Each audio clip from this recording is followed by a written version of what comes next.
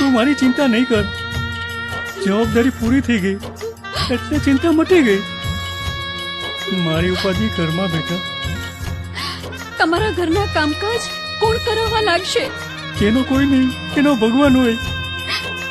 મારી ઉપાધિ ઘરમાં બેટા. જા, સુખી થજે. બાપુ,